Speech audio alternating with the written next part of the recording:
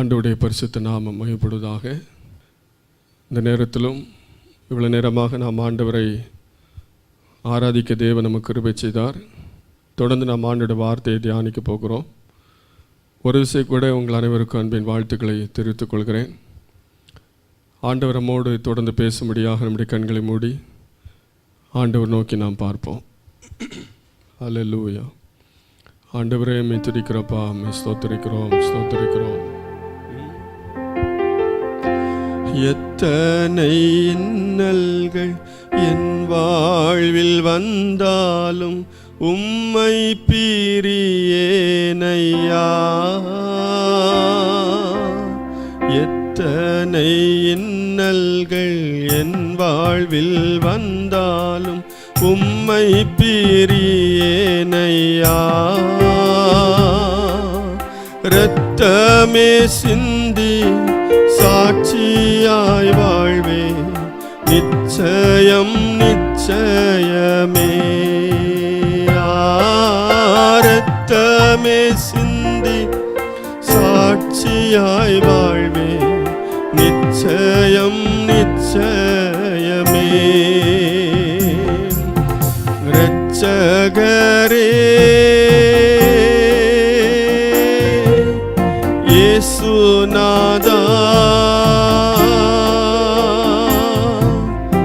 ஆராதனை ஆராதனை.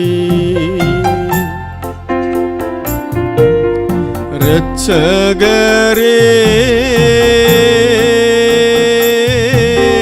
இயேசுநாதா, ஆராதனை ஆராதனை.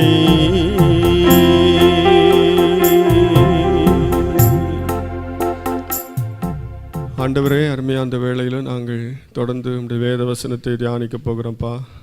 நாங்கள் வாசித்து தியானிக்கிறதானே வேத வசனங்கள் மூலமாக எங்களோடு நீர் பேசுவீராக. எங்கள் ஒவ்வொருவருக்கு தேவையான வார்த்தைகளை நீர் வெளிப்படுத்தும். எங்கள் சிந்தனைகள் எல்லாம் ஆளுகை செய்யும். இயேசுவின் மூல ஜெபம் கேளும் பிதாவே, ஆமேன் ஆமேன். அல்லேலூயா அல்லேலூயா. ஆண்டவருடைய பரிசுத்த நாமம் மகிமைப்படட்டும். தொடர்ந்து நாம் இந்த நாளிலே நம்முடைய தியானத்துக்கு ஆதாரமாக ஒரு பகுதியை நாம் எடுத்துக்கொள்ளலாம். வெளிப்படுத்தின விசேஷம் 3ஆம் அதிகாரம் 7வது வசனத்திலிருந்து 13ஆம் வசனம் வரைக்கும் வாசிக்கும் பொழுது பிலதெல்பியா சபை குறித்து அங்கே சொல்லப்பட்டிருக்கிறதை நாம் பார்க்க முடியும்.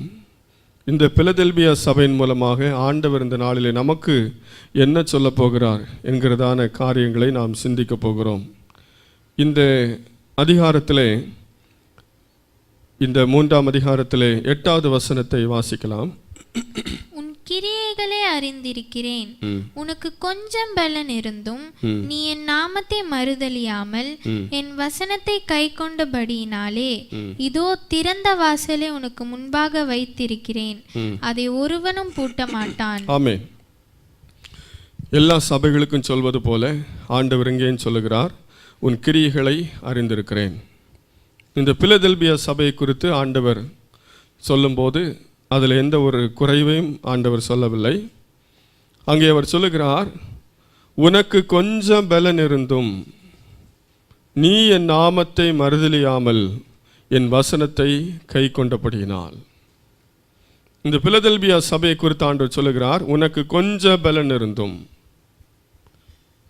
கொஞ்சம் பலன் இருந்தும் அவங்க என்ன செய்யலையா? ஆண்டோட நாமத்தை மறுதலிக்கவில்லை. அப்படி என்றால் ஆண்டோட நாமத்தை மறுதலிக்கும்படியான பல சந்தர்ப்பங்கள் வந்தது, பல சூழ்நிலைகள் வந்தது. ஆனால் கொஞ்சம் பலன் இருந்தும், நிறைய பலன் இருந்தும் சிலர் மறுதலித்தார்கள். ஆனால் இந்த பிலதெல்பியா சபை குறித்து நாம் பார்க்கும்போது அவர்கள் கொஞ்சம் பலன் இருந்தும் ஆண்டோட நாமத்தை மறுதலிக்கவில்லை. மறுதலியாமல் என் வசனத்தை கை கொண்டபடியால். அருமையான தேவனுடைய பிள்ளைகளே, இந்த நாளிலே நம்முடைய வாழ்க்கையிலே நாம் எப்படி காணப்படுகிறோம்? நமக்கு இருப்பது கொஞ்சம் பலனாக இருந்தாலும், கொஞ்சம் திராணி உள்ளவர்களாக இருந்தாலும், நாம் மறுதலிக்காமல் ஆண்டவருடைய வார்த்தையை நாம் கைக்கொள்ள வேண்டும். ஆண்டவரை ஒருபோது நாம் மறுதலிக்கவே கூடாது. வேதத்திலே யோபுவை குறித்து நாம் வாசிக்கிறோம். யோபு 2ஆம் அதிகாரம் 9ஆம் வசனத்தை வாசிக்கலாம். அப்பொழுது அவன் மனைவி அவனை பார்த்து நீர் இன்னும் உம்முடைய உத்தமத்தில் உறுதியாய் நிற்கிறீரோ, தேவனை தூஷித்து ஜீவனை விடும் என்றாள். ஆமென். இன்னும் உம்முடைய உத்தமத்தில் உறுதியா நிற்கிறீரோ அப்படின்னா, இவ்வளவு தூரம் வாழ்க்கையில பிரச்சனை வந்தோம். யோபுடைய வாழ்க்கையை பார்க்கும்போது அவன் செல்வ செழிப்பாக இருக்கும் போதும் ஆண்டவரை அவன் மறுதலித்ததில்லை. அதே நேரத்தில் அவனுடைய வாழ்க்கையில் எல்லாவற்றையும் இழந்து போன போதும் அவன் ஆண்டவரை மறுதலிக்கவில்லை. யோபுடைய சரித்திரம் நமக்கு தெரியும். அவனுடைய பிள்ளைகள் எல்லாரும் மரித்து போனார்கள். அவனுக்கு இருந்த மிருக ஜீவன்கள் எல்லாம் அழிந்து விட்டது. வயல் நிலங்கள் எல்லாம் அழிந்து விட்டது. எல்லாமே அழிந்து போனது. அதுவும் போதாதென்று அவனுடைய சரீரத்தில் கொடிய வியாதி அவனுக்கு காணப்பட்டது. அந்த வியாதி நிமித்தமாய் அவனால் வஸ்திரம் கூட உடுக்க முடியாத ஒரு சூழ்நிலையில் இருந்தான். அப்படிப்பட்ட ஒரு நிலை குலைந்து போன நிலைமையிலே அவனுடைய நண்பர்கள் தூரத்தில் அவனை பார்த்து இது யோபுவா என்று சொல்லி அவர்களால் அடையாளம் கூட காண முடியவில்லை. அவ்வளவு ஒரு மிக மோசமான நிலைமைக்கு கடந்து போன அந்த நேரத்திலும் மனைவி சொல்ற, இப்போ வரைக்கும் இந்நேரம் வரைக்கும் உத்தமத்தில் உறுதியாக இருக்கிறீரோ, இன்னும் எல்லாமே போயிடுச்சு, உயிர் மாத்திரம்தான் இருக்கிறது. உயிர் தவிர அவனுடைய வாழ்க்கையில் எல்லாவற்றையும் அவன் இழந்து விட்டான். மகிமை, மேன்மை, செல்வம், ஐஸ்வர்யம், கனம், சுகம், பலன், செல்வம் எல்லாவற்றையும் இழந்து கொஞ்சம் உயிர் மட்டும் இருக்கும்போது மனைவி கேட்கிறாள், இன்னும் உத்தமத்தில் உறுதியாக நிற்பீரோ? அவன் மறுதலிக்கவில்லை. கொஞ்ச பலன் இருந்தும் நீ என்னை மறுதலியாமல். அருமையான தேவனுடைய பிள்ளையே, இன்று நாம் எப்படி காணப்படுகிறோம்? இந்த பிலதெல்பியா சபையை போல நாம் ஆண்டவருக்காக வைராக்கியமாய் நிற்கிறோமா? அல்லது நம்முடைய வாழ்க்கையில் வருகிற சிறிய சிறிய போராட்டங்களிலே ஆண்டவரை மறுதலித்து விடுகிறோமா? அங்கே கொஞ்ச பலன் இருந்தும் ஆண்டவரை மறுதலிக்காமல் அவர்கள் பின்பற்றி கொண்டிருந்தார்கள். ஆகவே இங்கே யோபும் தன்னுடைய வாழ்க்கையிலே ஆண்டவரை மறுதலிக்கவில்லை. எல்லாவற்றையும் இழந்து போனாலும் ஆண்டவரை மறுதலிக்காமல் அவன் கடைசி வரைக்கும் ஆண்டவருக்கு உண்மையாக ஜீவித்தான். இன்னும் நாம் வேதத்தில் கடந்த நாட்களில் தியானித்தோம். சாரிபாத் ஊரில் இருந்த அந்த விதவை குறித்து பார்க்கும்போது அவள் என்ன சொல்லுகிறாள்? எலியாவினிடத்திலே பானையிலே கொஞ்சம் மாவும் கலசத்திலே கொஞ்சம் எண்ணெயும் மாத்திரம் இருக்கிறது. ஆனாலும் எலியா சொல்லுகிறான், ஆனாலும் ஆகிலும் முதலாவது எனக்கு ஒரு சிறிய அடையை செய்து கொண்டு வான்னு சொன்னபோது அந்த கொஞ்ச மாவுலையும் கடைசியாக இருந்த கொஞ்சம் மாவுலையும் அவள் அந்த தேவனுடைய மனுஷனுடைய வார்த்தைக்கு கீழ்ப்படிந்தாள். இன்று நாம் எப்படி காணப்படுகிறோம்? என்னிடத்தில் இருக்கிறது கொஞ்சம்தான், நான் எப்படி கொடுக்க முடியும் என்று நாம் நினைக்கிறோமா? ஆண்டோடைய வார்த்தையை நான் எப்படி தட்டுவது? தேவ மனுஷன் சொன்ன வார்த்தையை நான் கீழ்ப்படியாமல் போவது எப்படி? அவள் கீழ்ப்படிந்தாள். பிலதெல்பியா சபை அப்படிதான் இருந்தது. கொஞ்சம் பலன் இருந்து மறுதலியாமல் அவருடைய வார்த்தையை கை கொண்டபடினாலே. இன்னும் லூக்கா எழுதின சுவிசேஷம் 21ஆம் அதிகாரம் 3-4 வாசிக்கும் போது வாசிக்கலாம். இந்த ஏழை விதவை மற்றெல்லாரை பார்க்கிலும் அதிகமாய் போட்டாள் என்று மெய்யாகவே உங்களுக்கு சொல்லுகிறேன். அவர்கள் எல்லாரும் தங்கள் பரிபூரணத்தில் இருந்து எடுத்து தேவனுக்கென்று காணிக்கை போட்டார்கள். இவளோ தன் வறுமையில் இருந்து தன் ஜீவனத்துக்கு உண்டாய் இருந்ததெல்லாம் போட்டுவிட்டாள் என்றார். ஆமென். இயேசு கிறிஸ்து தேவாலயத்திலே காணிக்கை பட்டியின் அருகே உட்கார்ந்து ஒவ்வொருவரும் காணிக்கை போடுகிறதை அவர் பார்த்து கொண்டிருந்தார். அப்படி பார்த்து கொண்டிருக்கும் பொழுது ஒரு ஏழை விதவை 2 காசை போட்டாள். மற்ற எல்லாரும் நிறைய பணம் போட்டாங்க, ஆனால் 2 காசு தான் போட்டான். இயேசு சொன்னார், இவள் அதிகமாய் போட்டாள், இவள் ஜீவனத்துக்கு என்று வைத்திருந்த எல்லாவற்றையும் போட்டு விட்டாள். இப்போ அவள்கிட்ட இருந்தது அவ்வளவுதான், அவள்கிட்ட இருந்தது கொஞ்சம்தான், அந்த கொஞ்சத்தையும் அவள் போட்டாள். நம்மிடத்தில் இருப்பது எவ்வளவு என்பது முக்கியமல்ல, நாம் கொஞ்சத்திலே உண்மையுள்ளவளாக இருந்தால் தேவன் அநேகத்துக்கு நம்மை அதிகாரியாய் மாற்றுவார். கொஞ்சத்தில் நாம் உண்மை இல்லாதவர்களாக இருந்தால் இருக்கிறதையும் நாம் இழந்து விடுவோம். இங்கே வேதத்திலே வாசிக்கிறோம், கொஞ்சம் பலன் இருந்தோம். நிறைய பேர் இப்படி தான் சாக்கு போக்கு சொல்கிறோம். எனக்கு கொஞ்சம் பலன் குறைவாக இருக்கிறது, என் கையில் பணம் குறைவாக இருக்கிறது, என் சரீரத்தில் பலன் குறைவாக இருக்கிறது, நான் மிகவும் நெருக்கப்படுகிறேன். இந்த நிலைமையில் நான் எப்படி ஆண்டவரை மகிமைப்படுத்துவது, இந்த நிலைமையில் எப்படி நான் ஆண்டவருடைய ஊழியத்தை தாங்குவது, இந்த நிலைமையில் நான் ஆண்டவருக்கு எப்படி கொடுப்பது, இந்த ஒரு சூழ்நிலை எப்படி நான் ஆண்டோட வார்த்தைக்கு கீழ்ப்படிவது, இந்த சூழ்நிலையில் நான் எப்படி ஆலயத்துக்கு போய் தேவனை ஆராதிப்பது. அநேகர் இப்படி தான் நினைக்கிறோம். எனக்கு நிறைய தேவை இருக்குது, அதனால் நான் ஞாயிற்றுக்கிழமை கூட வேலை செஞ்சாதான் என் வாழ்க்கை நான் நடத்த முடியும், இந்த நிலைமையில் நான் ஆராதனைக்கு போக முடியாது, அதனால் எனக்கு எல்லாம் கடன் எல்லாம் மாறட்டும், வாழ்க்கையில் பிரச்சனை எல்லாம் மாறின பிறகு நான் ஆண்டவரை ஆராதிக்கிறேன், அதுக்கு பிறகு நான் ஆலயத்துக்கு போகிறேன், அதுக்கு பிறகு நான் வந்து ஆண்டவரை தொழுது கொள்ளுறேன். இப்படி தான் நிறைய காரியங்களை நம்முடைய வாழ்க்கையில் நாம் மறுதளிக்கிற ஒரு சூழ்நிலை காணப்படுகிறோம். ஆனால் தேவன் நம்மிடத்தில் எதிர்பார்க்கிறது பிலதெல்பியா சபையை போல கொஞ்சம் பலன் இருந்தும் மறுதலியாமல் என் வசனத்தை கை கொண்டபடியினால் என்று சொல்லுகிறார். ஆமென். நம்முடைய வாழ்க்கையில் அநேக நேரத்தில் நாம் எளிதாக தேவனை மறுதலித்து விடுகிறோமா?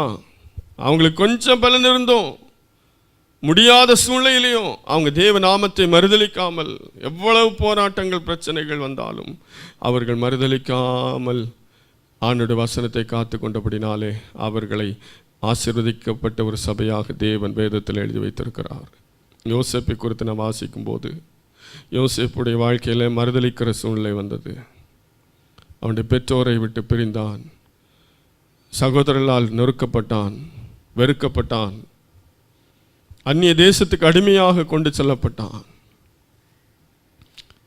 அந்த இடத்திலும் அவன் ஆண்டவரை மறுதலிக்கவே இல்லை, ஆண்டவரை மறந்து விடவில்லை, ஆண்டவருக்கு முன்பாக தன்னுடைய பரிசுத்த வாழ்க்கையை காத்துக்கொள்ள அவன் தவறவில்லை. அருமையான தேவனுடைய பிள்ளைகளை, நம்முடைய வாழ்க்கையில் நாம் இயேசுவை மறுதலிக்கிறவர்களாக இருக்கிறோமா? இயேசுவை நம்முடைய கிரியைகளினாலே நாம் மறுதலிக்கிறோமா? ஒருவேளை யோசேப்பு அந்த தேசத்திலே பாவம் செய்திருந்தால் அவன் தேவனை மறுதலித்த ஒரு சந்தர்ப்பத்துக்கு தான் வந்திருக்கும், மறுதலித்ததுக்கு அடையாளமாய் மாறி இருக்கும். நம்முடைய வாழ்க்கையில் எத்தனையோ நேரம் ஆண்டவருக்கு பிரியமில்லாத காரியங்களை செய்து ஆண்டவரை மறுதலிக்கிறோமா?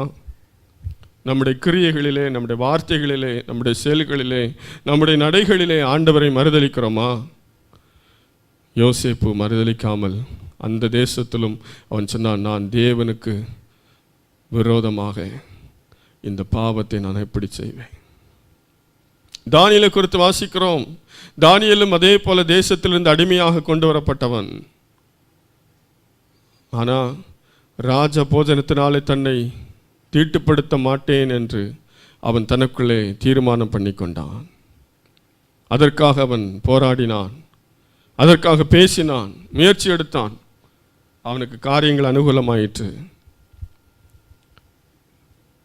சிங்கக்கவியில போடும்படியான ஒரு மிகப்பெரிய கட்டளை தேசத்தில் எழும்பின போதும் யாரும் ஜெபிக்கக்கூடாது, எந்த ஒரு கடவுளை நோக்கி பார்க்கக்கூடாது, அப்படி பார்த்தால் அவர்களுக்கு மரண தண்டனை உண்டு என்கிற சட்டம் இயற்றப்பட்டும் அது தெரிந்தும் தானியேல் தேவனை நோக்கி ஜெபித்தான்.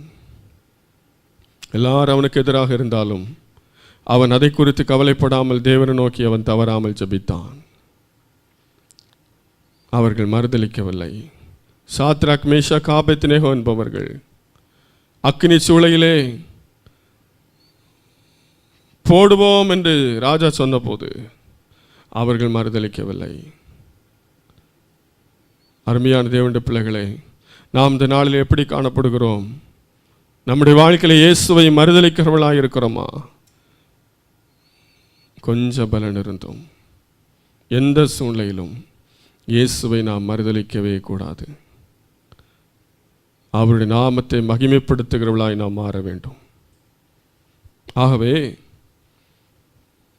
உனக்கு கொஞ்ச பலன் இருந்தும் நீ என் நாமத்தை மறுதலியாமல் என் வசனத்தை கை கொண்டபடினாலே இதோ திறந்த வாசலை உனக்கு முன்பாக வைத்திருக்கிறேன், அதை ஒருவனும் பூட்ட மாட்டான் என்று ஆண்டவர் சொன்னார். இந்த பிலதெல்பியா சபைக்கு ஆண்டவர் சொன்ன வார்த்தை, நீ என் நாமத்தை மறுதலியாமல் வசனத்தை கை கொண்டபடினால் உனக்கு நான் திறந்த வாசலை வைத்திருக்கிறேன். அருமையார் தேவனுடைய பிள்ளைகளே, திறந்த வாசல் என்கிற வார்த்தை நம்ம எல்லாருக்கும் ரொம்ப பிடித்த ஒரு வார்த்தை. ஆண்டவரே, வாழ்க்கையில் திறந்த வாசலை தாங்கப்பா. திறந்த வாசல் குறித்து எத்தனையோ பாடல் இருக்கு. அந்த பாடலாம் பாடும்போது பரவசமாக இருக்கிறது. ஆனால் இந்த திறந்த வாசலை கர்த்தர் யாருக்கு வைத்திருக்கிறார்? இருக்கிற சூழ்நிலையில் ஆண்டோட நாமத்தை ஒருபோதும் மறுதலிக்காமல் ஆண்டவருக்காக வைராக்கியமாக யார் வாழ்ந்து கொண்டிருக்கிறார்களோ அவர்களுக்கு தான் இந்த திறந்த வாசலை தவிர, திறந்த வாசலை குறித்து பாடின உடனே திறந்த வாசல் என்கிற அந்த வாக்குத்தத்தத்தை வைத்து ஜெபித்த உடனே கிடைப்பதல்ல. ஆண்டவருக்காக வைராக்கியமாய் நாம் வாழுகிறோமா? ஆண்டவரை மறுதலிக்காமல் நாம் வாழ்ந்து கொண்டிருக்கிறோமா? அப்படி என்றால் நமக்கு ஆண்டவர் திறந்த வாசலை வைத்திருக்கிறார். திறந்த வாசலை வைத்திருக்கிறார். இதோ திறந்த வாசலை உனக்கு முன்பாக வைத்திருக்கிறேன், அதை ஒருவனும் பூட்ட மாட்டான். ஒருவரும் பூட்டக்கூடாதபடிக்கு திறக்கிறவர். இன்னும் 9ஆம் வசனத்தை வாசிக்கலாம். இதோ யூதரல்லாதிருந்தும் தங்களை யூதரென்று பொய் சொல்லுகிறவர்களாகிய சாத்தானுடைய கூட்டத்தாரில் சிலரை உனக்கு கொடுப்பேன். இதோ அவர்கள் உன் பாதங்களுக்கு முன்பாக வந்து பணிந்து நான் உன்மேல் அன்பாய் இருக்கிறதை அறிந்து கொள்ளும்படி செய்வேன். ஆமென். இங்கே நான் வாசிக்கும் பொழுது இன்னும் சொல்லுகிறார், திறந்த வாசலை உனக்கு தருவேன் என்று சொன்னவர் இன்னும் அந்த சபைக்கு சொல்லுகிற வார்த்தை, இதோ யூதர் அல்லாதிருந்து தங்களை யூதர் என்று பொய் சொல்லுகிறவர்களாகிய சாத்தானுடைய கூட்டத்தாரில் சிலரை உனக்கு கொடுப்பேன். இதோ அவர்கள் உன் பாதங்களுக்கு முன்பாக வந்து பணிந்து நான் உன்மேல் அன்பாய் இருக்கிறதை அறிந்து கொள்ளும்படி செய்வேன்.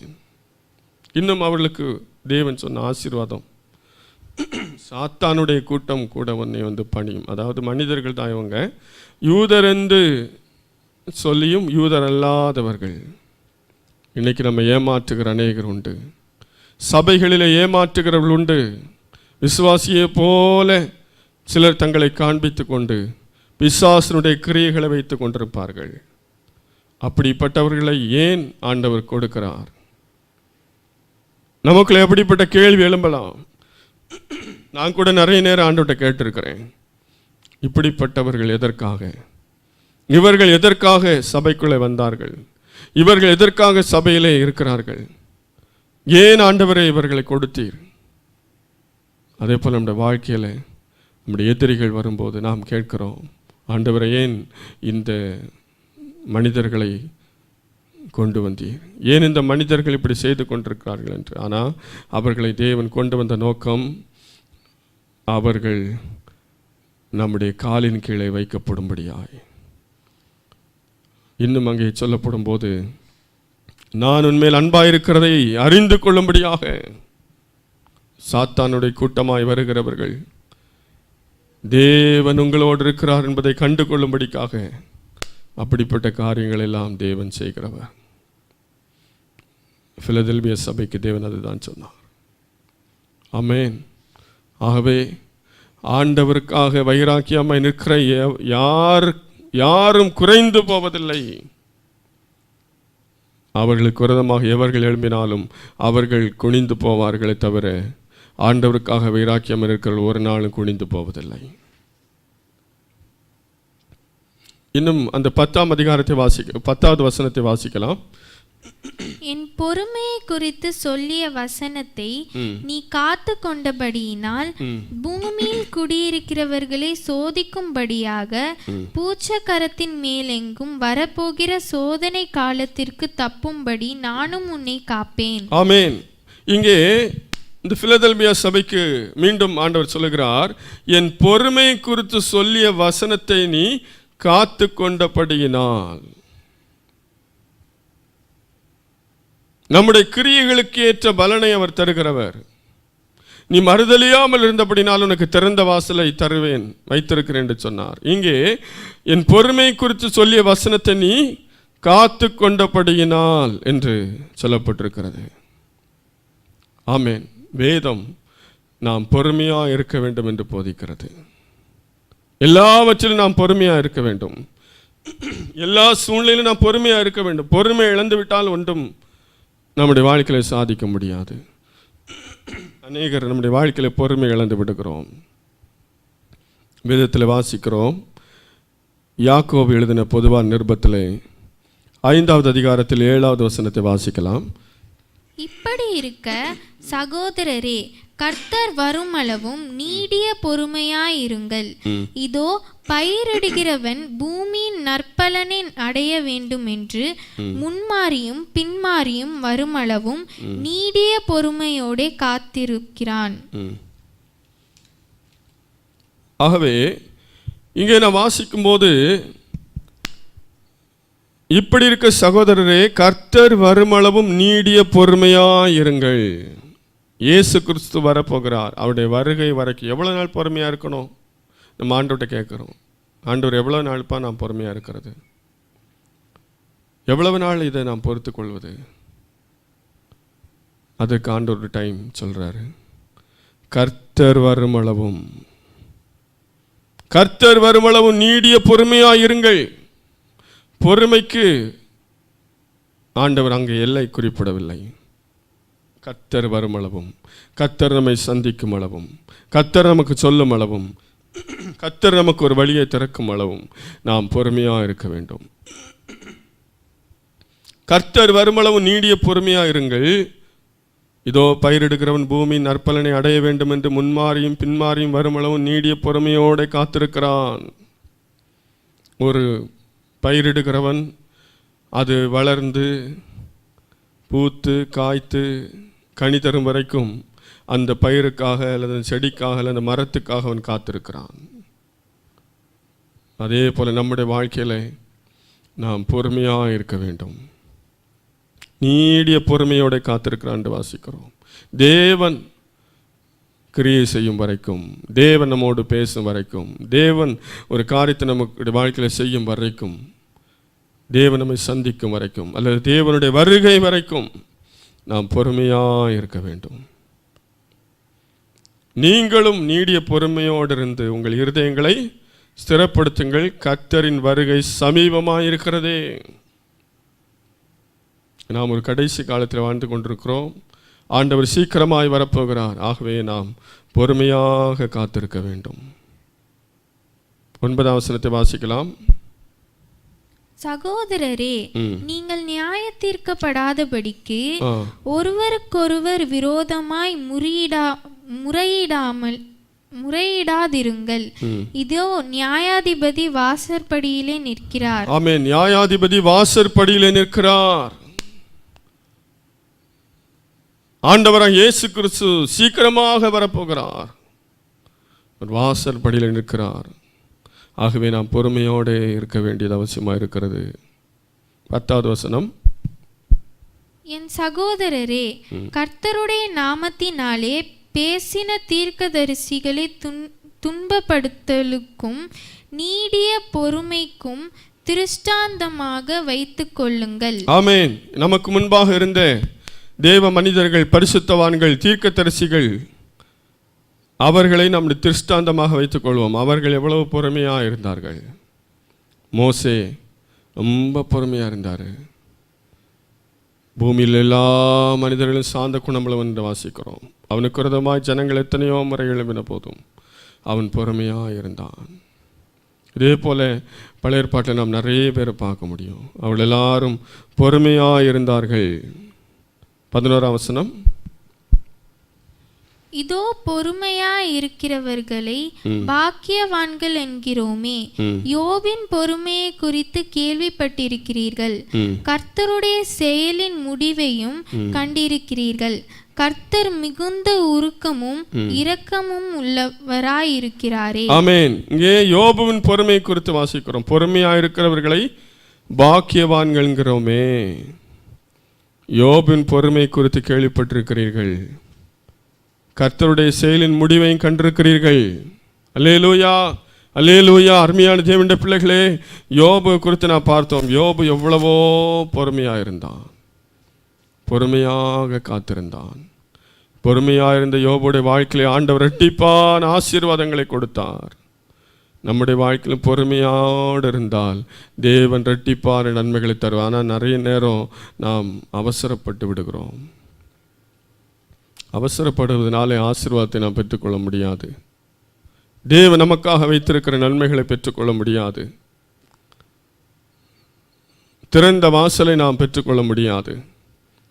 பொறுமையோடு இருந்தால் ஆசீர்வாதம் உண்டு. யோபுவின் பொறுமை குறித்து கேள்விப்பட்டிருக்கிறீர்களே. யோபு ஆண்டவர் கிரியை செய்யும் வரைக்கும் பொறுமையோடு இருந்தான். இனி நாம் வேதத்தில் வாசிக்கும் போது எபிரேயர் 6ஆம் அதிகாரம் 15ஆம் வசனத்தை வாசிக்கலாம். எபிரேயர் 6:15. அந்தபடியே அவன் பொறுமையாய் காத்திருந்து வாக்குத்தத்தம் பண்ணப்பட்டதை பெற்றான். அந்தபடி அவன் பொறுமையாய் காத்திருந்து வாக்குத்தத்தம் பண்ணப்பட்டதை பெற்றான். ஆபிரகாமை குறித்து நான் வாசிக்கிறோம். அவன் வாக்குத்தத்தம் பண்ணப்பட்டது எப்படி அவன் சுதந்தரித்து கொண்டான்? பொறுமையாக இருந்தான். ஆண்டவர் அவனை அழைக்கும் போது அவனை அழைத்து ஆண்டவர் அவனோடு பேசினார். நான் உன்னை பெரிய ஜாதியாக்குவேன், உன் சந்ததியை நான் பெருக பண்ணுவேன், வானத்து நட்சத்திரங்களைப் போல கடற்கரை மணலைப் போல பெருக பண்ணுவேன், நீ கால் மிதிக்கும் தேசத்தை உனக்கு சொந்தமாக தருவேன், உன் சந்ததிக்கு சுதந்திரமாக தருவேன் என்றெல்லாம் நிறைய காரியம் அவன்கிட்ட சொல்லியிருந்தார். ஆனால் அந்த வாக்குத்தத்தங்கள் எல்லாம் சுதந்திரிக்க அவன் பொறுமையோடே காத்திருந்தான் என்று அங்கே வாசிக்கிறோம். பொறுமையினால தான் எல்லாவற்றையும் சுதந்திரித்து கொண்டான். ஆண்டவர் அவனை அழைக்கும் போது அவனுக்கு 75 வயது, ஈசாக்கு பிறக்கும் போது 100 வயது. அப்படின்னா 25 ஆண்டுகளுக்கு பின்பு தான் அவனுக்கு அந்த வாக்குத்தத்தத்தின் மகன் கிடைக்கிறான். அவன் 20ஆவது வருஷத்துல எல்லாத்தையும் மறுதளிச்சு அந்த ஆண்டவர் வேண்டாம், எனக்கு இனி எதுவுமே எனக்கு கிடைக்காதுன்னு போயிருந்தா அந்த வாக்குத்தத்தம் நிறைவேறிருக்காது. இப்போ நமக்கு தெரியாது எத்தனை வருஷம் சொல்லி. ஆண்டவர் முதலே சொல்லலை, நீ 25 வருஷம் காத்திருக்கணும் தருவேன்னு சொல்லலை. அது உருண்டோடி கொண்டே இருந்தது. வருஷம், 1 வருஷம் போச்சு, 2 வருஷம் போச்சு, 3, 4 என்று சொல்லி 25 வருஷம் கடந்து போயிடுச்சு. ஆனாலும் கர்த்தர் வாக்கு சொன்னவர், வாக்கு மாறாதவர், அவனுடைய வாழ்க்கையில் அப்படியே நிறைவேற்றினார். ஆகவே நம்முடைய வாழ்க்கையில் பொறுமை மிகவும் அவசியம். ஆண்டவருடைய ஆசீர்வாதங்களை பெற்றுக்கொள்ள வேண்டுமானால் நாம் பொறுமையோடு இருந்தால்தான் பெற்றுக்கொள்ள முடியும். ஆண்டவராக இயேசு கிறிஸ்துவை குறித்து நாம் வேதத்தில் வாசிக்கும் பொழுது 1 பேதுரு 2ஆம் அதிகாரம் 23ஆம் வசனத்தை வாசிக்கலாம். அவர் வையப்படும் போது பதில் வையாமலும் பாடுபடும் போது பயமுறுத்தாமலும் நியாயமாய் தீர்ப்பு செய்கிறவருக்கு தம்மை ஒப்புவித்தார். ஆமென். இயேசு கிறிஸ்துவை நாம் பார்க்கும் பொழுது அவர் அங்கே அவருடைய வாழ்க்கையை நாம் பார்க்கும்போது அவரை ஏளனமாக பேசினாங்க, தூஷித்தாங்க, பொய்யான காரியங்களை சொன்னாங்க. சிலுவையில் அறைவதற்கு கொண்டு போகும்போது அநேக குற்றச்சாட்டுகளை சொன்னார்கள், அடித்தார்கள், அவரை அறைந்தார்கள் என்றெல்லாம் வாசிக்கிறோம். அவரை வேதனைப்படுத்தினாங்க. நிறைய காரியங்களை இயேசு கிறிஸ்து கடந்து போனார். ஆனால் அந்த நேரத்தில் அவர் அமைதியாக இருந்தார், பொறுமையாக இருந்தார். மயிர் கத்தரிக்கிறவனுக்கு முன்பாக இருக்கிற ஆட்டுக்குட்டியை போல இருந்தார், பொறுமையாக இருந்தார். நியாய தீர்ப்பு செய்கிறவருக்கு ஒப்பு கொடுத்தார். ஆகவே எந்த ஒரு காரியத்தை குறித்து நாம் நியாய தீர்ப்பு செய்யக்கூடாது, யாரையும் நியாயம் தீர்க்கக்கூடாது, எந்த இடத்திலும் நாம் அவசரப்படக்கூடாது. பொறுமையாக இருக்கும்போது தேவன் நமக்காக கிரியை செய்வார். ஆமென். ஆபிரகாமுடைய வாழ்க்கையில் கிரியை செய்தவர், யோபுடைய வாழ்க்கையில் கிரியை செய்தவர், நம்முடைய வாழ்க்கையில் நிச்சயமாக கிரியை செய்வார். வேதத்தில் எத்தனையோ உதாரணங்களை பார்க்க முடியும். ஈசாக்கை அந்த அபிமெலேக்கு ராஜா வெறுத்து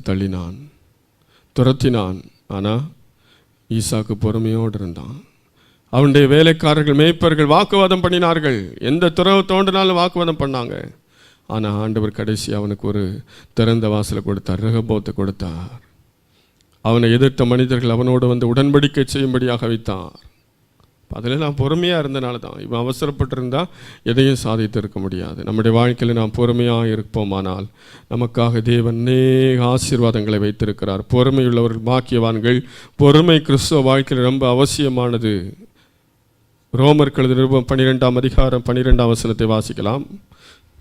நம்பிக்கையிலே சந்தோஷமாயிருங்கள், உபத்திரவத்திலே பொறுமையாயிருங்கள். ஆமீன். உபத்திரவத்திலே பொறுமையாயிருங்கள் என்று அங்கே சொல்லப்பட்டிருக்கிறது. நம்முடைய வாழ்க்கையில் உபத்திரவங்கள் வரும்போது, பாடுகள் வரும்போது நாம் என்ன செய்கிறோம்? பாடுகள் மத்தியிலே யோபு பொறுமையாயிருந்தான், யோசேப்பு பொறுமையாயிருந்தான், தாவீது பொறுமையாயிருந்தான். அதே போல நம்முடைய வாழ்க்கையில் உபத்திரவத்திலே பொறுமையாயிருங்கள் என்று சொல்லப்பட்டிருக்கிறது. உபத்திரவம் வரும்போது பொறுமையாக இருப்போமானால் தேவனுடைய ஆசீர்வாதத்தை நாம் சுதந்தரித்துக் கொள்வோம். உபத்திரவத்துக்கு பின்பு ஆசீர்வாதம் உண்டு. ஆமென். இந்த பிலதெல்பிய சபையினர் கொஞ்சம் பலனிருந்தும் மறுதலியாமல் அவர்கள் பொறுமையாக இருந்தார்கள், வசனத்தை காத்து கொண்டார்கள் என்று அங்கே சொல்லப்பட்டிருக்கிறது. இன்னும் எபிரேயர் 10ஆம் அதிகாரம் 36ஆம் வசனத்தை வாசிக்கலாம். நீங்கள் தேவனுடைய சித்தத்தின்படி செய்து வாக்குத்தத்தம் பண்ணப்பட்டதை பெறும்படிக்கு பொறுமை உங்களுக்கு வேண்டியதாய் இருக்கிறது. ஆமென். வாக்குத்தத்தம் பண்ணப்பட்டதை பெறும்படிக்கு பொறுமை உங்களுக்கு வேண்டியதாய் இருக்கிறது. அப்ப வாக்குத்தத்தம் பண்ணப்பட்டதை பெற்றுக்கொள்ளணும்னு சொன்னா பொறுமை நமக்கு தேவை. தேவன் நமக்கு எல்லாருக்கும் என்ன வாக்குத்தத்தம் தந்திருக்கிறார்? இந்த கடைசி நாட்களில் தேவன் தந்திருக்கிற வாக்குத்தத்தங்களிலே தலை சிறந்த வாக்குத்தத்தம் நித்திய ஜீவனை அளிப்பேன் என்பதே அவர் நமக்கு செய்த வாக்குத்தத்தம் என்று வேதத்தில் வாசிக்கிறோம். எல்லாருக்கும் தேவன் வாக்குத்தத்தம் பண்ணியிருக்க நித்திய ஜீவன், பரலோக வாழ்க்கை. அதை பெற்றுக்கொள்ள வேண்டுமானால் நாம் வாசித்தது போல பொறுமையாக இருந்தால் தான் வாக்குத்தத்தத்தை நாம் சுதந்தரித்துக் கொள்ள முடியும். நித்திய ஜீவனை யார் சுதந்தரித்துக் கொள்வார்கள்? பரலோக வாழ்க்கை யார் சுதந்தரித்துக் கொள்வார்கள்? யார் பொறுமையோடு உபத்திரவங்களை பாடுகளை சகிக்கிறார்களோ அவர்கள் தான் நித்திய ஜீவனை சுதந்தரித்துக் கொள்ள முடியும். ஆகவே இந்த சபையை பார்த்து ஆண்டவர் சொன்னார். வாசிக்கலாம். மீண்டும் வெளிப்படுத்தல் 3ஆம் அதிகாரம் 10ஆம் வசனத்தை வாசிக்கலாம். என் பொறுமையை குறித்து சொல்லிய வசனத்தை நீ காத்து கொண்டபடியினால் பூமியில் குடியிருக்கிறவர்களை சோதிக்கும்படியாக பூச்சக்கரத்தின் மேலெங்கும் வரப்போகிற சோதனை காலத்திற்கு தப்பும்படி நானும் உன்னை காப்பேன். ஆமென். வரப்போகிற சோதனை காலத்திற்கு தப்பும்படி நானும் உன்னை காப்பேன்.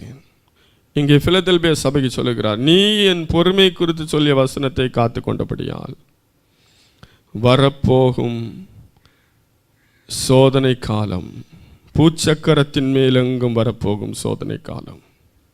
ஆகவே பொறுமையோடு இருந்தால் நமக்கு நித்திய ஜீவன் உண்டு.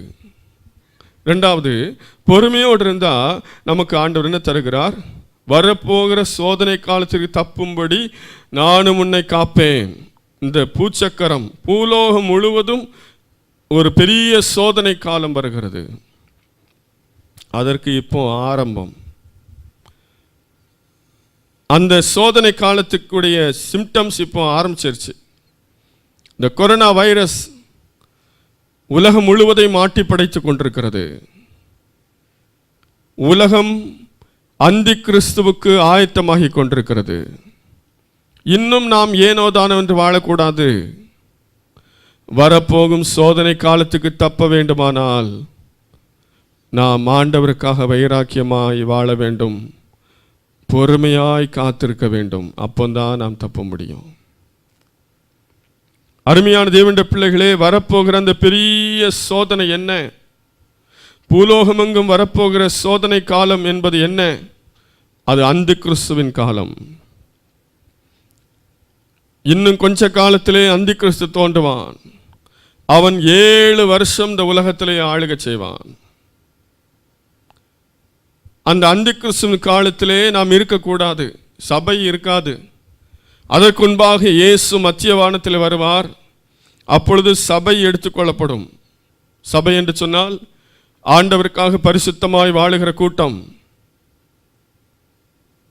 எல்லா சபைகளிலும் யார் ஆண்டவருக்கென்று உண்மையாய் வாழ்ந்து கொண்டிருக்கிறார்களோ அவர்கள் எடுக்கப்படுவார்கள், ஒரே சபையாக்கப்படும். அதுதான் மணவாட்டி சபை. அதற்கு பின்புதான் பூமியில இந்த சோதனை காலம் வரும். ஆகவே அந்த சோதனை காலத்துக்கு தப்ப வேண்டுமானால் நாம் நம்முடைய வாழ்க்கையில் வருகிற உபத்திரவங்கள், பிரயாசங்கள் எல்லாவற்றிலும் பொறுமையாக ஆண்டவருக்காக வைராக்கியமாக நாம் வாழ வேண்டும். அப்பந்தான் நான் தப்ப முடியும். பிலதெல்பியா சபைக்கு ஆலோசனையை சொல்லுகிறார். நீ இப்படி செய்தபடினாலே, நீ என் பொறுமையை குறித்து சொல்லிய வசனங்களை காத்து கொண்டபடினாலே, கொஞ்சம் பலனிருந்து மறுதலிக்காமல் எனக்காக வைராக்கியமாய் வாழ்ந்தபடினாலே நான் திறந்த வாசல் உனக்கு வைத்திருக்கிறேன். அது மாத்திரமல்ல, வரப்போகிற சோதனை காலத்துக்கு தப்பும்படி நானும் உன்னை காப்பேன்.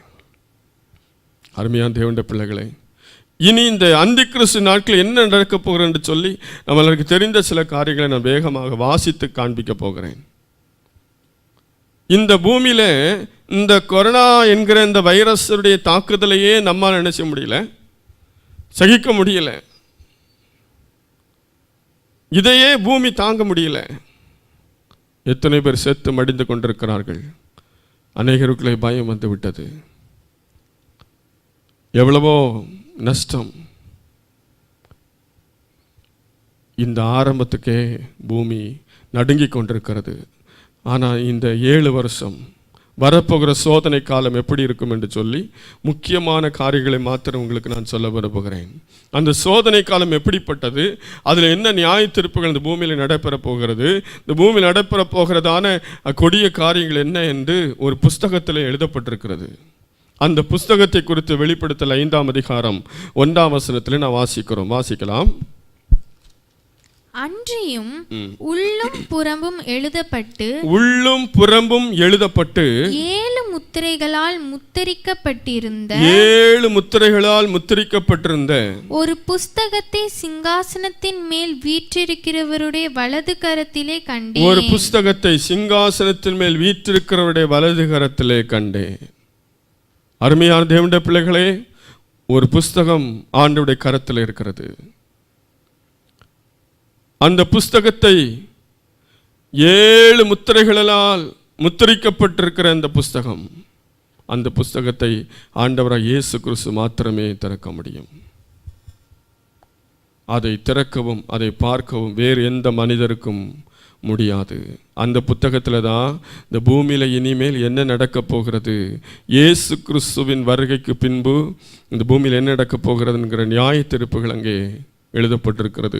ஒவ்வொரு முத்திரைகளையும் உடைக்கும் போது இந்த பூமியிலே பயங்கரமான காரியங்கள் நடைபெறும். அதற்கு தப்புவதற்கு தான் தேவன் நம்மை அழைக்கிறார். பிலதெல்பியா சபையை பார்த்து சொல்லுகிறார், அந்த சோதனை காலத்துக்கு நான் உன்னை தப்புவிப்பேன். அருமையான தேவனுடைய பிள்ளையே, இந்த பிலதெல்பியா சபையின் அனுபவத்தோடு யார் வாழ்ந்து கொண்டிருக்கிறார்களோ, பரிசுத்தமாய் குற்றம் சாட்டப்படாத வாழ்க்கை. பிலதெல்பியா சபை குறித்து ஆண்டவர் குற்றம் சொல்லலை. அப்படிப்பட்ட குற்றம் சாட்டப்படாத வாழ்க்கை யார் வாழ்கிறார்களோ அவர்களை ஆண்டவர் சோதனை காலத்துக்கு தப்புவார். இப்போ நம்முடைய வாழ்க்கையில் இருக்கிறதெல்லாம் சோதனை இல்லை, அதெல்லாம் கண்டிப்பாக வரும், அது போயிடும். ஆனால் இனிமேல் அந்த பூமி முழுவதும் சோதனை வரப்போகிறது. தான் அந்தி கிறிஸ்துவின் காலம். அந்தி கிறிஸ்து ஒரு பக்கத்தில் வேதனைப்படுத்துவான். இந்த நியாய தீர்ப்பு புஸ்தகத்தில் இருக்கிற காரியங்கள் எல்லாம் சம்பவிக்கிறதை நாம் வாசிக்கும்போது நிச்சயமாக நாம் அதற்கு தப்ப வேண்டும் என்கிற எண்ணம் வரும். சில காரியங்களை மாத்திரம் நான் உங்களுக்கு வேகமாக சுட்டி காட்ட விரும்புகிறேன். நான் வாசிக்க எங்களுக்கு கவனித்துக் கொள்ள முடியாது கேட்கிறேன். வெளிப்படுத்தின விசேஷம் 6ஆம் அதிகாரம் 3ஆம் வசனம் 4ஆம் வசனத்தை வாசிக்கலாம். அவர் 2ஆம் முத்திரையை உடைத்த போது இரண்டாம் ஜீவனானது நீ வந்து பார் என்று சொல்ல கேட்டேன். அப்பொழுது சிவப்பான வேறொரு குதிரை புறப்பட்டது. அதின் மேல் ஏறி இருந்தவனுக்கு பூமியில் உள்ளவர்கள் ஒருவரை ஒருவர் கொலை செய்யத்தக்கதாக சமாதானத்தை பூமியில் இருந்து எடுத்து சமாதானத்தை பூமியிலிருந்து எடுத்து போடும்படியான அதிகாரம் கொடுக்கப்பட்டது. ஒரு பெரிய பட்டயமும் அவனுக்கு கொடுக்கப்பட்டது. ஆமென். இங்க என்ன நடக்கும்? அந்த சோதனை காலத்துல சமாதானத்தை பூமியிலிருந்து எடுத்து போடுவார். இயேசு கிறிஸ்து சொன்னார், சமாதானத்தை வைத்து போகிறேன், என்னுடைய சமாதானத்தையே வைத்து போகிறேன். ஆனா இயேசு கிறிஸ்து மத்தியான காலத்தில் வந்து சபை எடுத்துக்கொள்ளப்பட்ட பின்பு இந்த பூமியில் இருக்கிற சமாதானத்தை எடுத்து போடுவார். சமாதானம் இல்லைன்னா என்ன நடக்கும்? சண்டை நடக்கும். அங்க வாசித்தோம், ஒருவருக்கொருவர் என்ன செய்வார்கள்? கொலை செய்வார்கள். இப்போ ஆங்காங்கே நடக்கிறது. அந்த நாட்களில் பயங்கரமாக நடக்கும். சமாதானம் இருக்காது.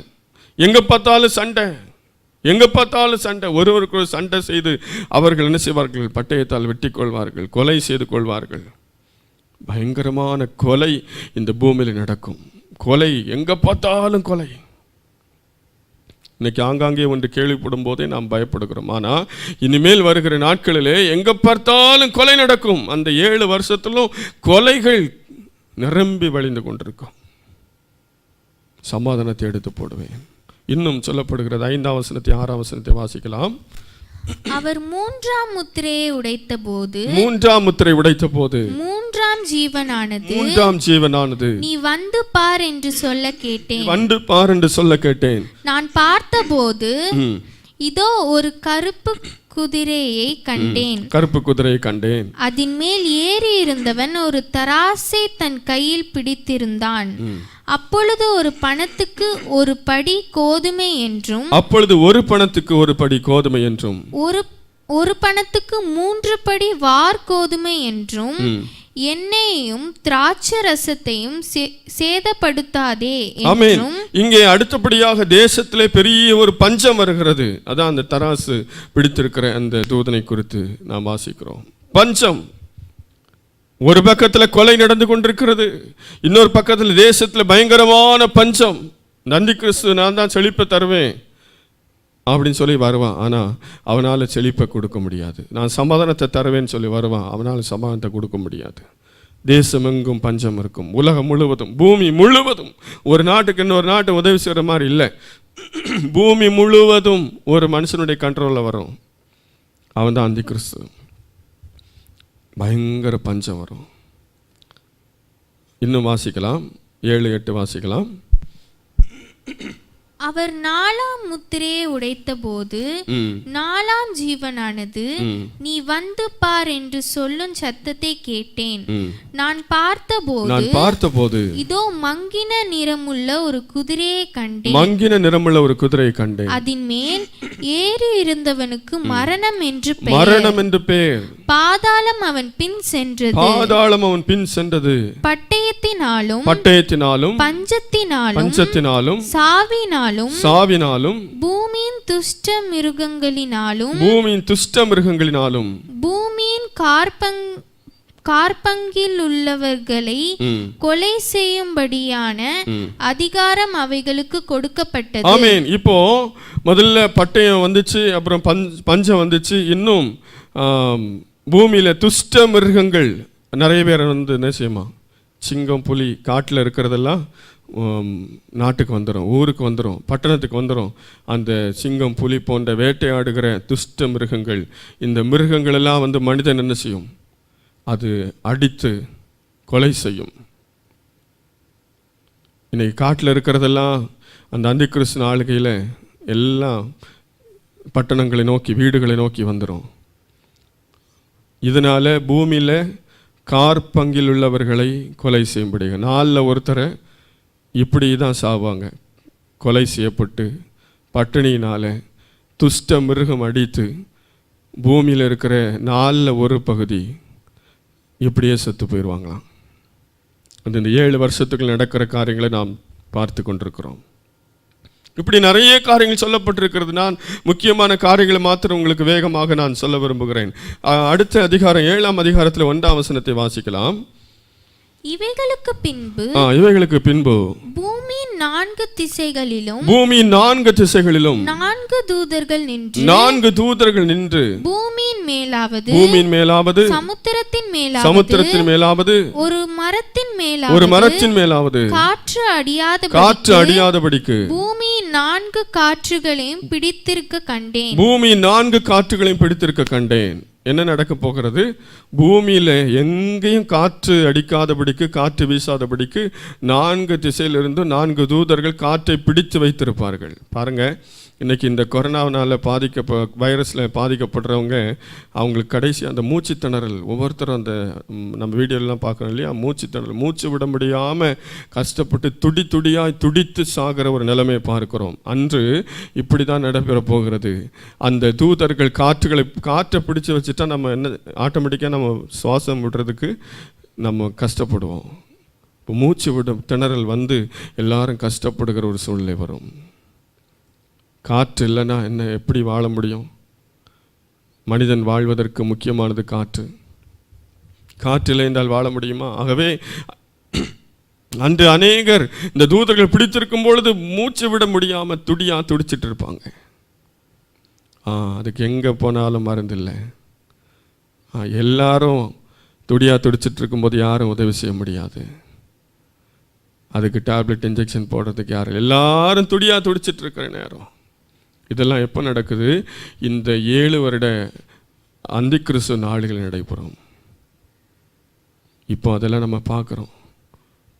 இப்போ ஆக்சிஜன் கொண்டு எல்லாம் பண்ணிடுறோம். ஆனால் அன்னைக்கு எதுவுமே பண்ண முடியாது, காற்று அடைக்கப்படும். இன்னும் நான் வேதத்தில் வாசிக்கும் பொழுது எக்காலங்கள் ஊதப்படும் போது என்னென்ன நடைபெறுகிறது, அது அடுத்த அதிகாரத்தில் 8ஆம் அதிகாரத்தில் நாம் வாசிக்கும் பொழுது 5ஆம் வசனத்திலிருந்து வாசிக்கலாம். பின்பு அந்த தூதன் தூப கலசத்தை எடுத்து அதை பலிபீடத்து நெருப்பினால் நிரப்பி பூமியிலே கொட்டினான். உடனே சத்தங்களும் இடி முழக்கங்களும் மின்னல்களும் பூமி அதிர்ச்சியும் உண்டாயின. அப்பொழுது 7 எக்காலங்களை உடைய 7 தூதர்கள் எக்காலம் ஊதுகிறதற்கு தங்களை ஆயத்தப்படுத்தினார்கள். முதலாம் தூதன் எக்காலம் ஊதினான். அப்பொழுது இரத்தம் கலந்த கல்மழையும் அக்கினியும் உண்டாகி, ஆமென், அப்பொழுது கல்மழையும் அக்கினியும் உண்டானது, பூமியிலே கொட்டப்பட்டது. அதனால் மரங்களில் 1/3 பங்கு வெந்து போயிற்று, பசும் புல்லெல்லாம் எரிந்து போயிற்று. ஆமென். அடுத்தது இந்த நாட்கள் என்ன நடக்குது? கல்மழையும் அக்கினியும் கலந்த அந்த மழை பூமியிலே ஊற்றப்படுகிறது. அதனால பூமியில் இருக்கிறதான 4/1 பகுதி மரங்கள் எல்லாம் வெந்து போகும், பசும் புல்லெல்லாம் எரிந்து போகும், இருக்கிற மரம் செடி கொடியெல்லாம் போயிடும். அப்படி ஒரு நிலைமை வந்தால் எப்படி இருக்கும்? இப்போமே மரங்கள் எல்லாம் அழிச்சிட்டு இருக்கிறாங்க. பூமியில் 4/1 பகுதி மரங்களும் புல்களும் செடிகளும் எல்லாம் அழிந்து போகும். வாசிக்கலாம். இரண்டாம் தூதன் எக்காலம் ஊதினான். அப்பொழுது அக்கினியால் எரிகிற பெரிய மலை போன்ற தோன்று சமுத்திரத்திலே போடப்பட்டது. அதனால் சமுத்திரத்தில் 1/3 பங்கு இரத்தமாயிற்று. ஆமென். சமுத்திரத்தில் 1/3 பங்கு இரத்தமாயிற்று. அதனால சமுத்திரத்தில் இருந்த ஜீவனுள்ள சிருஷ்டிகளில் 1/3 பங்கு செத்து போயிற்று. கப்பல்களில் 1/3 பங்கு சேதமாயிற்று. இந்த சமுத்திரம் இரத்தமான உடனே 1/3 பங்கு அதில் இருக்கிற மீன்கள், ஜீவராசிகள் எல்லாம் செத்து போயிற்று. செத்து சமுத்திரம் என்ன செய்யும்? நாற்றம் எடுக்கும். இந்த சமுத்திரத்தின் தண்ணீரை உபயோகப்படுத்த முடியாமல் ஒரு சூழ்நிலை உண்டாகும். வாசிக்கலாம். மூன்றாம் தூதன் எக்காலம் ஊதினான். அப்பொழுது ஒரு பெரிய நட்சத்திரம் தீவெட்டியை போல எரிந்து வானத்தில் இருந்து விழுந்தது. அது ஆறுகளில் 1/3 பங்கின் மேலும் நீரூற்றுகளின் மேலும் விழுந்தது. அந்த நட்சத்திரத்திற்கு எட்டி என்று பெயர். அதனால் தண்ணீரில் 1/3 பங்கு எட்டியை போல கசப்பாயிற்று. ஆமென். இந்த அதுக்கு பிறகு சமுத்திரத்தில் இருக்க தண்ணி ரத்தமாக மாறிடுச்சு, 1/3. இப்போ 6 குளம் நீரூற்று இதில் இருக்கிறதுல ஒரு 1/3 தண்ணியில் பெரிய ஒரு பாறை வந்து விழுந்தது. அதுக்கு எட்டி என்று பெயர். அதனால் அந்த தண்ணீர் கசப்பாயிற்று. அந்த தண்ணீரை குடித்தவர்கள் எல்லாரும் அநேகர் செத்து போனார்கள் என்று வாசிக்கிறோம். அப்போ இன்னும் மரணம் அங்கே அதிகமாகி கொண்டிருக்கிறது. தண்ணி குடிக்க முடியல, கொஞ்சம் கசப்பாயிடுச்சு, கொஞ்சம் ரத்தமாயிடுச்சு. இதெல்லாம் நம்ம அங்கே வாசிக்கலாம். 4ஆம் தூதன் எக்காளம் ஊதினான். அப்பொழுது சூரியனின் 1/3 பங்கும் சந்திரனில் 1/3 பங்கும் நட்சத்திரங்களில் 1/3 பங்கும் சேதப்பட்டது. அவற்றவற்றில் 1/3 பங்கும் இருளடைந்தது. ஆமென். சந்திரன், சூரியன், நட்சத்திரம் இதுதான் நமக்கு வெளிச்சம் கொடுத்துட்டு இருக்கு. ஆண்டவர் வெளிச்சம் கொடுப்பதற்காக சிருஷ்டித்தது. அதெல்லாம் 1/3 பங்கு இருளடைந்து வெளிச்சம் எல்லாம் குறைந்து போகும். பகலிலும் 1/3 பங்கு பிரகாசம் இல்லாமற் போயிற்று. ஆமென். பகல் நேரம் எவ்வளவு இருக்குதோ அதுல 1/3 பங்கு இருட்டா மாறிடும். பகல் நேரம் குறைஞ்சிரும். பூமியில் எங்கும் இருளாக தோன்றுகிற ஒரு சூழ்நிலை உண்டாகும். இப்படி தொடர்ந்து இந்த பூமியில் 7 வருஷத்தில் நிறைய காரியம் நடைபெற்று கொண்டே இருக்குது. இப்போ ஒரு சின்ன ஒரு காரியத்தை கூட நம்மளால் தாங்க முடியல. கொஞ்ச நேரம் கரண்ட் இல்லை அப்படின்னா நம்மளால் அட்ஜஸ்ட் பண்ண முடியல. ஐயோ இருட்டாக இருக்குதே, காற்று இல்லையே, இந்த மிஷின் ஆப்ரேட் பண்ண முடியலையே, அது பண்ண முடியலையே, ஏசி ஓடலையே, ஃப்ரிட்ஜ் ஓடலையே நம்ம நினைக்கிறோம். ஆனால் அன்னைக்கு இதெல்லாம் போயிடும், எதுவுமே இருக்காது. இந்த பூமியில் ஏண்டா வாழ்கிறோம், எதுக்காக இந்த பூமியில் வாழ்கிறோம் நினைப்பாங்க. அன்னைக்கு சாவை தேடினாலும் சாவு அவங்களுக்கு வராது என்று நாம் வேதத்தில் வாசிக்கிறோம். இன்னும் 9ஆம் அதிகாரத்தில் 2 வாதைகள் அங்கே சொல்லப்பட்டிருக்கிறது. 9ஆம் அதிகாரத்தில் வாசிக்கும் பொழுது 2 வாதைகள் அங்கே கடந்து வருகிறது. அதை நான் உங்களுக்கு வாசித்து காண்பிக்க விரும்புகிறேன். கவனியுங்கள்.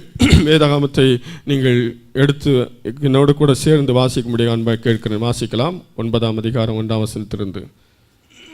5ஆம் தூதன் எக்காளம் ஊதினான்.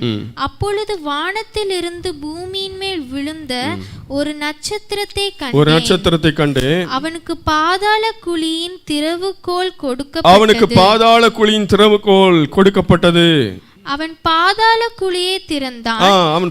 குழியை திறந்தான். உடனே பெரும் சூளையில் புகையை போல அந்த குழியிலிருந்து புகை எழும்பிற்று. அந்த குழியின் புகையினால் சூரியனும் ஆகாயமும் அந்தகாரப்பட்டது. பாருங்க, இந்த பாதாளத்திலிருந்து வந்த அந்த பெரிய புகை, அந்த புகையினாலே என்ன அந்தகாரப்பட்டுச்சா? ஆகாயம் அந்தகாரப்பட்டது. சூரியன், ஆகாயம் எல்லாம் இருளாயிருச்சு. எங்க பார்த்தாலும் புகை. அந்த புகையோடு சேர்ந்து என்ன வந்தது? வாசிக்கலாம். அந்த புகையிலிருந்து வெட்டுக்கிளிகள் புறப்பட்டு பூமியின் மேல் வந்தது.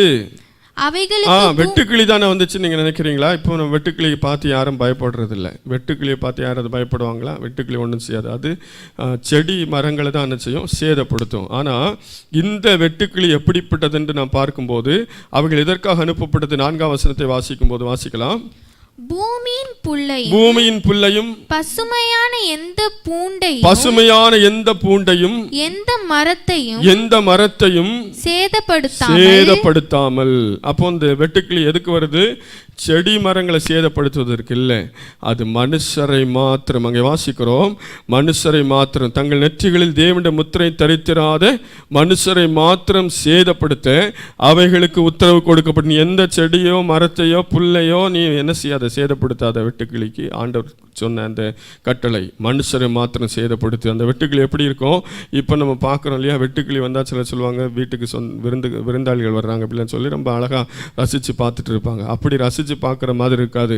அதனுடைய தோற்றம் வந்து பயங்கரமாக இருக்கும். வாசிக்கலாம். 5ஆம் வசனத்தை வாசிக்கலாம். மேலும் அவர்களை கொலை செய்யும்படிக்கு, மனிதர்களை கொலை செய்யும்படிக்கு அவைகளுக்கு உத்தரவு கொடுக்கப்படாமல் மனுஷரை கொலை செய்யறதுக்கும் அதுக்கு உத்தரவு கிடையாது. அப்படின்னா என்னத்துக்கு? வாசிக்கலாம். 5 மாதம் அளவும் அவர்களை வேதனைப்படுத்தும்படிக்கு உத்தரவு கொடுக்கப்பட்டது. அவைகள் செய்யும் வேதனை தேளானது மனுஷரை கொட்டும் போது உண்டாகும் வேதனையே போலிருக்கும். ஆமீன். அது மனுஷனை கொட்டுமா அந்த வெட்டுக்கிளி. அது கொட்டும் போது அந்த வேதனை 5 மாதம் அந்த வேதனை இருக்கும். அதுல இருந்து ரிலீஃபே கிடையாது. எந்த பெயின் கில்லர் சாப்பிட்டாலும் அன்னைக்கு ஒர்க் அவுட் ஆகாது. 5 மாதம் அளவு அந்த வேதனை இருக்கும். அந்த தோற்றம் எப்படி இருக்கும் நம்ம பார்க்கும்போது 7ஆம் வசனத்தை வாசிக்கலாம். அந்த வெட்டுக்கிளி எப்படி இருந்துச்சா? அந்த வெட்டுக்கிளிகளின் உருவம் யுத்தத்திற்கு ஆயத்தம் பண்ணப்பட்ட குதிரைகளுக்கு ஒப்பாய் இருந்தது. யுத்தத்துக்கு ஆயத்தம் பண்ணப்பட்ட குதிரைன்னா அது பயங்கரமா இருக்கும். சாதாரண நம்ம பார்க்குற இந்த பீச்சில் எல்லாம் ஏறி போற குதிரை மாதிரி இருக்காது. அது ரொம்ப திடகார்த்தமான குதிரை. அப்படி யுத்தத்துக்கு ஆயத்தம் பண்ணப்பட்ட குதிரைக்கு ஒப்பாய் இருந்தது. அவைகளுக்கு தலைகளின் மேல் கிரீடம் இருந்தது.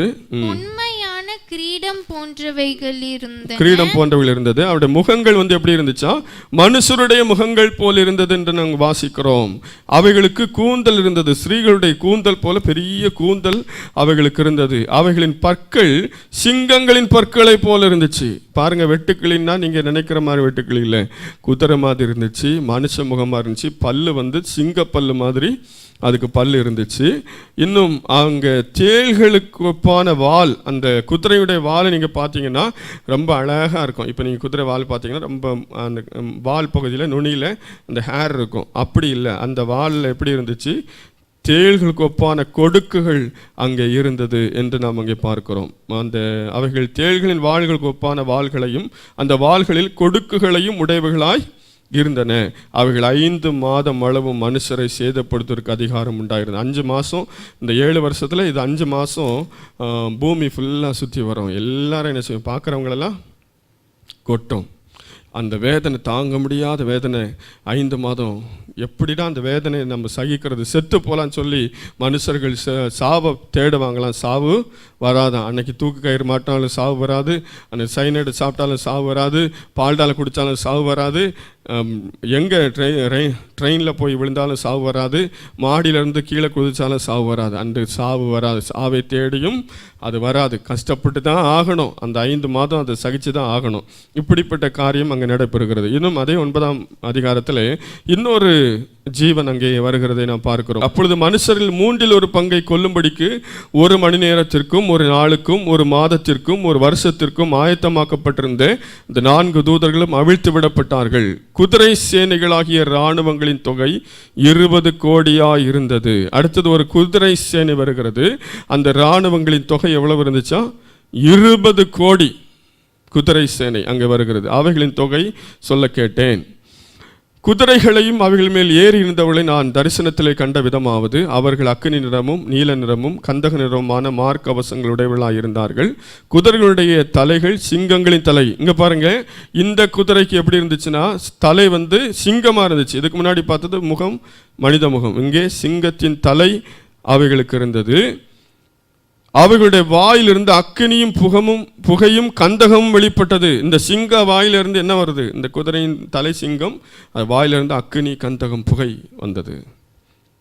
அதற்கு பின்பு வாலில் என்ன இருந்துச்சு அப்படின்னா சர்ப்பத்துக்கு ஒத்த வால் இருந்துச்சு. பின்னாடி சர்ப்பம் மாதிரி கடிக்கும், முன்னாடி அக்கினியை வீசும். அப்படிப்பட்ட ஒரு சேனை புறப்பட்டது. அவைகளின் தொகை 20 கோடி என்று வாசிக்கிறோம். 18ஆம் வசனத்தை வாசிக்கலாம். அவர்களுடைய வாயிலிருந்து புறப்பட்ட அக்கினியினாலே, இந்த கந்தகம் புகையினாலே மனுஷரில் ஏற்கனவே 3 பேர் மரித்து விட்டார்கள் என்று நாம் வாசித்தோம். இங்கே மீண்டும் 1/3 பங்கு மனிதர்கள் சேதப்படுத்துவார்கள். இவங்க என்ன செய்வாங்க? இந்த 20 கோடி சேனையும் பூமி எங்கு சுற்றி திரிந்து மனிதர்களை அவர்கள் கொலை செய்வார்கள்.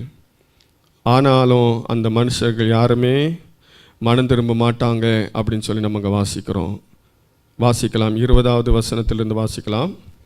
அப்படி இருந்தும் அந்த வாதைகளால் கொல்லப்படாத மற்ற மனுஷர்கள் பேய்களையும் ஆமென். இங்கே நான் வாசிக்கும் போது அப்படி இருந்தும் அந்த வாதைகளால் கொல்லப்படாத மற்ற மனுஷர்கள் பேய்களையும் பொன் வெள்ளி செம்பு கல் மரம் என்பவைகளால் செய்யப்பட்டவைகளாயும் காணவும் கேட்கவும் நடக்கவும் மாட்டாதவைகளுமாயும் இருக்கிற விக்கிரகங்களையும் வணங்காதபடிக்கு தங்கள் கைகளின் கிரைகளை விட்டு மனம் திரும்பவில்லை. தங்கள் கொலை பாதகங்களையும் தங்கள் சூனியங்களையும் தங்கள் வேசித்தனங்களையும் தங்கள் களவுகளை விட்டு மனம் திரும்பவில்லை. இவ்வளவு இந்த பூமியில் நடக்கும் போதும் அந்த 7 வருஷத்தில் இருக்கிற இருக்கிற அந்த ஜனங்கள் அவங்க யாருமே மனம் திரும்பலையா. அவங்க செய்கிற தப்பை செஞ்சுட்டு தான் இருந்தாங்க, அவங்க வழிபடுகிற காரியத்தை வழிபட்டுட்டு தான் இருந்தாங்க.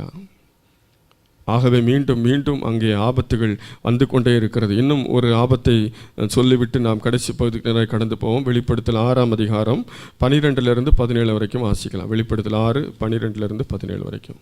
அவர் 6ஆம் முத்திரையை உடைக்க கண்டேன்.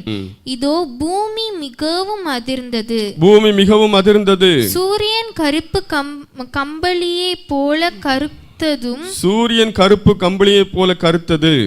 சந்திரன் இரத்தம் போலாயிற்று. சந்திரன் இரத்தம் போலாயிற்று. அத்திமரமானது பெருங்காற்றினால் அசைக்கப்படும் போது அதன் காய்கள் உதிருகிறது போல வானத்தின் நட்சத்திரங்களும் பூமியிலே விழுந்தது. வானமும் சுருட்டப்பட்ட புஸ்தகம் போலாகி விலகி போயிற்று. மலைகள் தீவுகள் யாவும் தங்கள் இடங்களை விட்டு அகன்று போயின. பூமியின் ராஜாக்களும் பெரியோர்களும் ஐஸ்வர்யவான்களும் சேனை தலைவர்களும் பலவான்களும் அடிமைகள் யாவரும் சுயாதீனர் யாவரும் பர்வதங்களின் குகைகளிலும் கண்மலைகளிலும் ஒளிந்து கொண்டு பர்வதங்களின் கண்மலைகளை நோக்கி, நீங்கள் எங்கள் மேல் விழுந்து சிங்காசனத்தின் மேல் வீற்றிருக்கிறவருடைய முகத்திற்கும் ஆட்டுக்குட்டியாருடைய கோபத்திற்கு எங்களை மறைத்து கொள்ளுங்கள். அவருடைய கோபாக்கினின் மகாநாள் வந்துவிட்டது, யார் நிலை நிற்கக்கூடும் என்றார்கள். என்ன சம்பவிக்கிறது? மலை பர்வதம் எல்லாம் அனுப்பிச்சுது, விலகுது, இடத்தை விட்டு இடம் மாறுது. எப்படி இருக்கும் பாருங்க பூமி நிலை. அங்கே வானம் சுருட்டப்பட்ட புஸ்தகம் போல விலகி போகிறது. நட்சத்திரங்கள் எல்லாம் அத்திமரத்தின் காய்களை போல கீழே விழுகிறது. சந்திரன் ரத்தம் போல் மாறிவிட்டது. சூரியன் கருப்பு கம்பளி போல மாறிவிட்டது. இவ்வளவு பயங்கரமான சம்பவங்கள் நடக்கும். அதற்கு பின்புதான் ஆண்டவராகிய இயேசு இந்த பூமிக்கு வருவார். இந்த 7 ஆண்டுகளில் இந்த காரியங்களாக நடைபெறும். ஆகவே தான் பிலதெல்பியா சபைக்கு ஆண்டவர் சொன்னார், நீ என் கொஞ்சம் பலனது நாமத்தை மறுதலியாமல் என் வசனத்தை கழிக்கொண்டபடியினால், பொறுமையை குறித்து சொன்னேன் வசனத்தை காத்து கொண்டபடியால் வரப்போகிற சோதனை காலத்துக்கு தப்பும்படி நான் உன்னை காத்துக்கொள்வேன் என்று சொன்னார். அருமையான தேவனுடைய பிள்ளையே, இந்த பிலதெல்பியா சபையை போல நாம் ஆண்டவருக்கு முன்பாக உண்மையான ஒரு வாழ்க்கை வாழ்ந்தால், குற்றம் சாட்டப்படாத வாழ்க்கை வாழ்ந்தால், நிச்சயமாக தேவன் இந்த 7 வருட சோதனை காலத்துக்கு நம்மை தப்புவிப்பார். இந்த காலத்தில் யாரும் இங்கே இருக்கவே கூடாது. இருந்தால் நாம் தாங்கவே முடியாது. ஆகவே தான் வேதம் சொல்லுகிறது, மனம் திரும்புங்கள், மனம் திரும்புங்கள். கடைசி ஒரு வசனத்தை வாசிக்கலாம். வெளிப்படுத்தல் 3ஆம் அதிகாரம் 12ஆம் வசனம். ஜெயம் கொள்ளுகிறவன் எவனோ அவனை என் தேவனுடைய ஆலயத்திலே தூணாக்குவேன். ஜெயம் கொள்ளுகிறவன் எவனோ அவனை என் தேவனுடைய ஆலயத்திலே தூணாக்குவேன். அதினின்று அவன் ஒரு காலம் நீங்குவதில்லை. அதினின்று அவன் ஒரு காலம் நீங்குவதில்லை. என் தேவனுடைய நாமத்தையும் என் தேவனால் பரலோகத்தில் இருந்திறங்கி வருகிற புதிய எருசலேம் ஆகிய என் தேவனுடைய நகரத்தின் நாமத்தையும் என் புதிய நாமத்தையும் அவன் மேல் எழுதுவேன். புதிய நாமத்தையும் அவன் மேல் எழுதுவேன். ஜெயம் கொள்ளுகிறவனுக்கு ஆண்டவர் இவ்வளவு ஆசீர்வாதத்தை வைத்திருக்கிறார். கண்களை மூடி ஆண்டவர் நோக்கி பார்ப்போமா? ஆமென், அல்லேலூயா, ரிபகன சகனமா. அருமையான தேவனுடைய பிள்ளைகளே, வரப்போகிற ஆபத்து காலத்திலே தேவன் நம்மை தப்பு வைக்கிறவர். ஆனால் நாம் ஆண்டவருக்காக எப்படி வாழ்ந்து கொண்டிருக்கிறோம்? ஆண்டவர் நம்முடைய கிரியைகளினாலே, வார்த்தையினாலே, வாழ்க்கையினாலே மறுதலித்து கொண்டிருக்கிறோமா? அல்லது வைராக்கியமாய் வாழ்ந்து கொண்டிருக்கிறோமா? ஆண்டவருடைய வசனத்தை கீழ்ப்படுகிறோமா? பிலதெல்பியா சபையை போல நம்முடைய வாழ்க்கை மாறுமானால் தேவன் நம்மை நிச்சயமாக பாதுகாப்பா. அல்லேலூயா. எல்லாரும் அர்ப்பணிப்போடு ஆண்டவர் நோக்கி பார்ப்போம். அப்பா, நீ நல்லவர், நல்லவர் ஆண்டவரே. ஆமென், ஆமென், ஆமென், ஆமென். சீக்கிரமா இயேசு வரப்போகிறார். சீக்கிரமா இயேசு வரப்போகிறார். அவரை சந்திக்க நம்ம ஆயத்தமா இருக்கிறோமா? இல்லை என்றால் இந்த கொடிய காலத்தில் தான் நாம் சிக்கி தவிக்க வேண்டும். ஆமென்.